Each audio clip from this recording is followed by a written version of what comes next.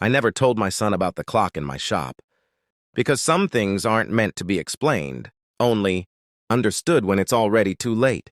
It had been there longer than him, longer than my marriage, longer than the version of me that still believed people stayed the same.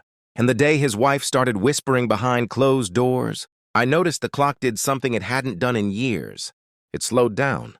Not stopped, just hesitated. I should have listened. My name is Kareem, and for the past 32 years, I've run a small repair shop at the edge of town. Nothing fancy, just wood, dust, and the quiet ticking of things people forgot still had value. Old radios, broken watches, antique lamps. People brought me pieces of their past, and I gave them time again. Time has always been my business. My son Hamza practically grew up between those walls. When he was little, he used to sit on the workbench swinging his legs, asking me questions I never had answers to. Why do clocks tick, Baba? Because they're reminding us, I'd say. Of what? That nothing waits forever. He used to laugh at that. Back then, everything felt permanent. Hamza was a good boy, quiet, thoughtful, the kind who'd notice if I skipped lunch and bring me tea without asking. After his mother passed, it was just the two of us. We didn't talk much about the pain, but we understood each other in ways words couldn't reach. That's why when he told me he'd met someone, I wanted to trust her.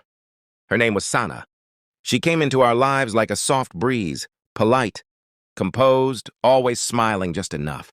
The first time she stepped into my shop, she looked around like she was studying something, not admiring it. "These are all very old," she said. I smiled. "That's why they matter." She nodded, but I remember thinking she didn't really agree. Still, Hamza was happy, and that mattered more than my instincts. They got married within a year. Simple ceremony. No grand celebrations. Just family, a few friends, and quiet promises. I stood beside him, watching the boy I raised become a man building his own life. And for a while, everything seemed right. They moved into the house with me. It was big enough, and truthfully, I didn't like the idea of being alone. Sana took over parts of the house quickly, rearranging things, cleaning spaces that didn't need cleaning, opening windows I had kept shut for years. "She's just making it feel like home," Hamza told me one evening. I nodded. Of course. But something about it felt rushed. The first time I noticed it clearly was 3 months after their wedding.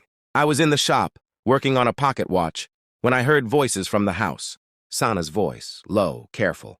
I couldn't hear the words, just the tone. It wasn't the tone she used with me. It was sharper, more deliberate. When I walked in, she ended the call immediately. "Everything okay?" I asked. She smiled. "Just my sister." But her eyes didn't meet mine. I let it go. You don't question small things when you're trying to believe in something bigger. Days turned into routines. Hamza worked long hours at an office across town. Sana stayed home most days, occasionally stepping out for errands. I stayed in my shop, fixing things that didn't belong to me anymore. But slowly, I started noticing patterns. She asked questions. Not about me, but about the house. "When did you buy this place? Is it fully in your name? Do you plan to renovate?" At first it sounded harmless, practical even, but then she started suggesting changes. "We could open up the back area," she said one evening over dinner. "Turn it into something modern. Maybe even rent part of it." I glanced at Hamza. "This house isn't meant to be divided." Sana laughed lightly. "I didn't mean it like that. Just thinking ahead." Thinking ahead. The words stayed with me longer than they should have. That same night, I went to the shop later than usual. I couldn't sleep. Something felt off. Not wrong, just unsettled. The clock on the wall, the old one I never spoke about, was ticking slower. Not broken, not stopping, just uneven. I stood there for a long time, watching it. That clock had been steady for decades. Through storms, loss, loneliness. It never changed. Until now. The next morning, Sana was unusually kind. She made breakfast, brought me tea without being asked. She even sat with me for a while asking about the shop. "You've worked there your whole life?" she asked. "Most of it. Must be valuable." "All that experience." I smiled faintly. "Value isn't always in money." She tilted her head slightly. "Sometimes it is." That was the first time I felt it clearly. A shift. Not loud, not obvious, but real. Over the next few weeks, the house started feeling different. Not in how it looked, but in how it felt. Conversations stopped when I entered rooms. Doors were closed more often. Sana spent more time on her phone, speaking in hushed tones. Hamza seemed distracted. Tired, he said when I asked. Work's been heavy. I believed him. Or maybe I wanted to. One evening I came home earlier than usual. The shop had been quiet all day, and something in me told me not to stay. As I walked up to the house, I heard voices again. Sana. And someone else. Not Hamza. I paused near the door. I wasn't trying to listen. But I couldn't ignore it either. He doesn't know, she was saying. A man's voice responded, too low to catch clearly. It's just a matter of time, she continued. Once everything is arranged, we won't have to worry. My hand tightened on the door handle. Everything is arranged. The words echoed in my mind. I stepped inside louder than necessary. Silence. Sana appeared from the hallway, her expression perfectly composed. You're early, she said. Shop was quiet. She nodded, then smiled. I'll make tea. As she walked away, I glanced toward the room where the voices had come from.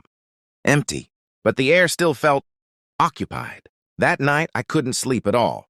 The clock. In the shop. I could feel it in my mind ticking unevenly, warning me, reminding me. Nothing waits forever. The next day, I decided to do something I hadn't done in years. I closed the shop early, not because I had to, but because I needed to understand. As I walked back home, something in my chest felt heavier with each step. Not fear, not anger, just certainty. Something was changing, and I was already too late to stop it. When I reached the gate, I noticed something unusual. A car I didn't recognize parked just outside, engine still warm. I stood there for a moment, staring at it, listening to the silence of the street. Then slowly, I walked toward the house, and just before I reached the door, I heard my name. From inside, spoken in a way I had never heard before, not with respect, not with warmth, but like I was a problem to be solved. And that's when I realized, whatever Sana had been planning behind my back, it wasn't just beginning. It had already begun, the moment I heard my name spoken like that. Something inside me went still, not broken, not angry, just still. For years, I had listened to the smallest irregularities, the faintest tremors in a ticking watch, the subtle drag in a spring. And now, standing outside my own door, I heard it again, that same quiet warning. Only this time, it wasn't coming from a clock. It was coming from inside my home. I didn't rush in. That would have been the old me.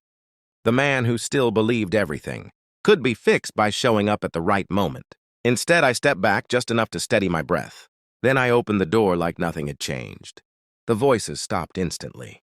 Sana was in the living room, her posture straight, her expression calm. Too calm. Across from her sat a man I had never seen before. He stood up the moment I entered, offering a polite nod. Uncle, Sana said smoothly, you're early again. Again, as if it had already become a pattern. I gave a small nod, setting my keys down. And you have company. Yes, she replied without hesitation. This is Faraz. He's helping us with some planning. Planning. The word settled heavily between us. Faraz extended his hand. It's an honor to meet you, sir. His voice was respectful, practiced, the kind of tone that sounded right, but felt empty. I shook his hand briefly. Planning what? Sana answered before he could. Just future arrangements. For the house. There it was again. The house. Not our home. Not your home. The house. I glanced at Hamza, who had just stepped in from the hallway. He looked surprised to see me, but not confused. That was what hurt the most. He already knew. Baba, he said gently, we were actually going to talk to you tonight. About? I asked. He hesitated just for a second. And in that second I saw it. The weight on his shoulders.